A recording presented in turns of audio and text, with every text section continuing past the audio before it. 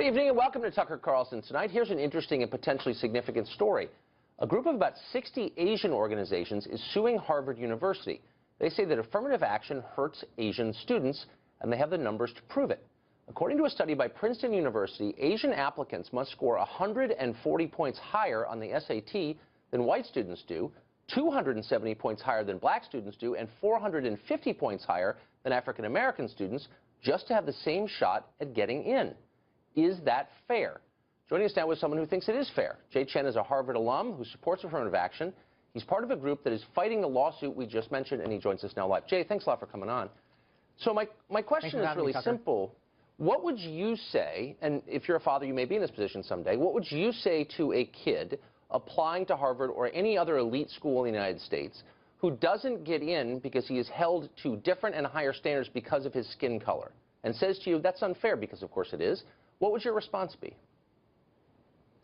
Well, Tucker, I am a father, so this is a discussion about college admissions that I will have. But what I'll say is that, you know, the elite institutions, the acceptance rates are already so low. When I applied to Harvard, it was a 10% acceptance rate. Today, it's 5%.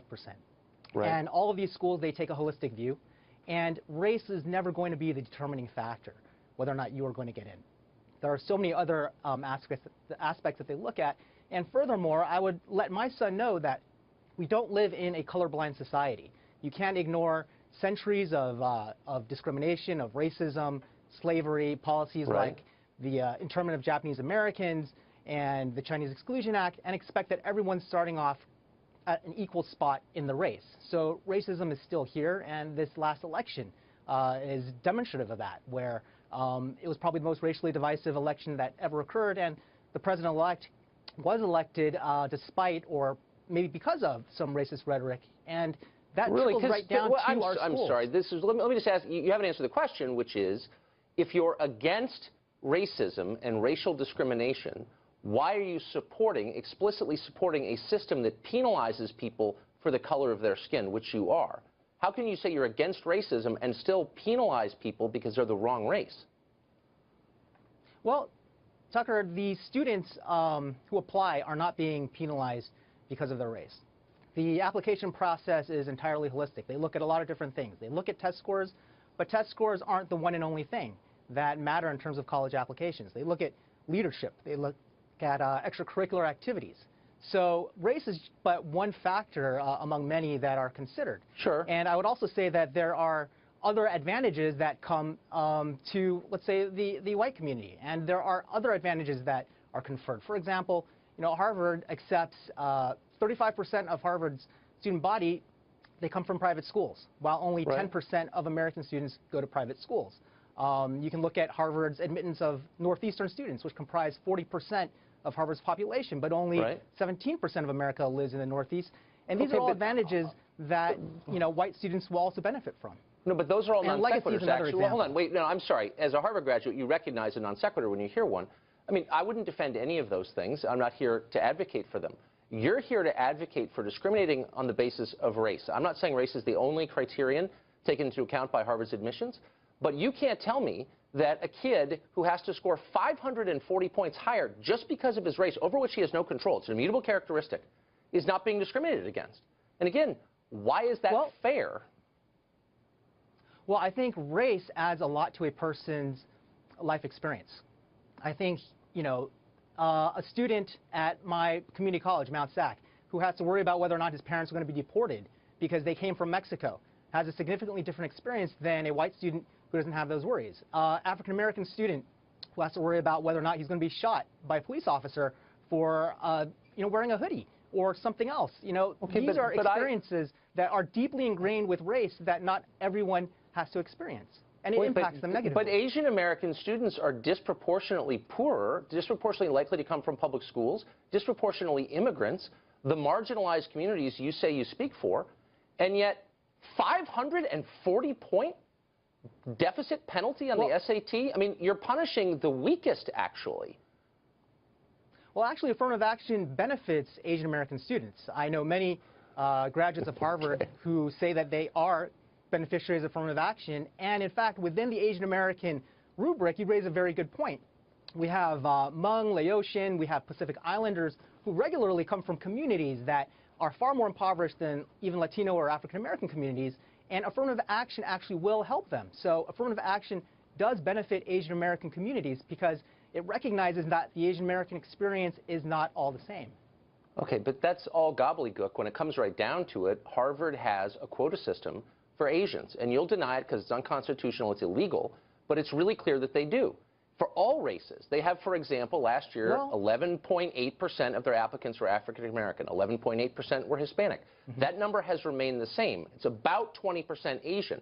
That has remained roughly the same over 20 years as the population of college-age Asian applicants has doubled. So there's no argument, no reasonable argument against the fact that they have a quota system as they did against Jews in the 20s. And you're defending that. Well, Why? Tucker, they don't have a quota system. First of all, it is unconstitutional. But secondly, when I was at Harvard, the percentage of Asian Americans was about 16 to 17%. Today it's 21%. So it's actually increased by 30% just since the time that I graduated. So it can't possibly be a quota system unless the quota numbers are changing, and then it can't be a quota system. Unless the applicant pool has doubled, which it has. It's doubled. And that number has not doubled, as you know. And by the way, the numbers for other racial groups have remained constant because there is a quota system. Everybody's aware of it. Let me read you a quote from a man who does this for a living. His name is Brian Taylor. He runs a business that helps Asian students get into elite colleges. He said this to the Boston Globe last year. He said, "We will make them, the Asian applicants, appear less Asian when they apply." Now, why would he do that? He does that because colleges don't want too many Asians. And you know this really well. And yet you're defending it. I don't understand that at all. They're discriminating against Asians. They're open about it. Everybody knows it. And yet that's okay because why? Well, like I said, you know, there isn't a quota system because the numbers have actually increased. And I believe they've actually increased for not proportional Latino to the increase in applications. as well. No, actually they haven't. You're right about that. But, you know, Tucker, that is a whole other segment worth exploring about this arms race of parents trying to get their kids into schools and applying to far more colleges now than they did before. So the population has not doubled, but the number of applications that are being sent out has. And colleges like this because it boosts their numbers, makes them seem more selective. That's actually, let me correct you there. The population has grown dramatically, and when you add the international applicants, it's not just people pushing Harvard on the Common App. It's people who are qualified to go to Harvard with 800 SAT scores and straight A's and head of student council who are not getting in because of their race. Now, I mean, you haven't addressed this, though. If college counselors are counseling their students to pretend they're not Asian, and they do this for a living, they have no incentive to lie about it, you've got discrimination going on. And you're pretending it's not there for some weird ideological reason. And what is that weird ideological reason exactly? Because racism has taken place in America in years past? I think these are anecdotal. I certainly put down that I was Asian when I applied to Harvard. I got in. As a Harvard admissions interviewer, most of the students that I've interviewed who have gotten in have been Asian. So, you know, from my own personal experience, I haven't seen that. But I think the reason why some people might do that is because there is so much divisiveness where people are being told that, okay, if you are Asian, you're being discriminated against, and there are consultants who will make money off of, you know, the desire of parents to give their children the best opportunity to get into college. And, it's the parents' maybe they believe that will heighten their chances. But I don't think it will. Because when Princeton University, in a study that I think we both accept is real, says that you need to score 540 points higher than other students in order to have the same chance of getting in, I think it's a rational conclusion to believe that there's discrimination going on. Let me ask you one last question. You noted a bunch of painful periods of American history. Both of us abhor them. So the Japanese internment, slavery, Jim Crow, we all agree those were bad. Why are they bad? They're bad because they're examples of people in power hurting American citizens based on their race. How is that different from what Harvard is doing? Well, Tucker, a lot of people will say that affirmative action in which African American and Latino students who are given admission over Asian students who have higher scores, they say that that's reverse discrimination. So then what do we say about the 60% of white students at Harvard who also are getting into Harvard despite having significantly lower scores than Asians? That's bad. You know, I mean, I'm not here to defend that. I believe in the meritocracy. I asked you a simple question. So is it okay to discriminate against people on the basis of their race? So why are we focusing on the 22% versus the 60%? Well, because the numbers are so... I'll tell you exactly why. Because it is the hardest position to be in as an Asian student of all categories. If you are an Asian girl, it's harder to get into these colleges than if you're anyone else. And so we're picking the worst example. I could pick many examples, but my question remains the same, which is it okay to discriminate on the basis of race? I was raised to believe it's not. You apparently think it is. Is it? No, I think that we have to recognize that we don't live in a vacuum and that racial discrimination still exists, and that we have to account for the fact that some people have a head start. And if you're going to advocate for a race-neutral policy, you're basically reinforcing the head start that some people already have. Wait, and so you're saying action is imperfect, but you know it's needed. It's part of the solution. Is it racial discrimination to not let somebody into college based on his race? Can we just agree on that? Is it? If that is the sole criteria that someone is not admitted into a college, then there would be something wrong with that, but that's just not the way that colleges work. They are not admitting students based solely on race. There are other factors that are involved. And, you know, I've talked about a lot of others that have benefited people, such as legacies, such as whether or not you went to a private school, if you're from the Northeast, and there are a lot of advantages. Those are non sequiturs. I mean, you're diverting from the question. And it's just, and you know that you don't have an answer to this. But if racial discrimination is wrong, and I believe it is, then it's just wrong. I mean, there's a moral element here, I think, right?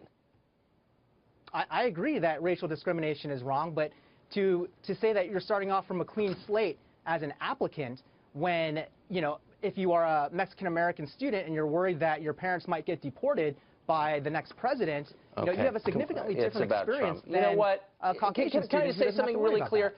Children are not responsible for the sins of previous ages, okay? No 18-year-old Asian or black or Hispanic kid is responsible for slavery or Jim Crow or the sins of America. I'm sorry. And to punish them for those things is grotesque. You would agree with that, right? I would agree with that, but then why do bad things seem to happen disproportionately to these races that were subjected to racism in the past? You want to say that racism doesn't exist, but well, of course I'm not. The Black Lives saying Matter that you're movement committing racism is what I'm saying. Is because, you know, African Americans are being, you know, killed, even if they're not armed. I mean, this is something that's happening. I wouldn't disagree with you. I'm race-based. just saying the answer is not more racism. I guess that's the point. This may be going in circles. Jay, thanks for coming on. Appreciate it. Thank you, Tucker.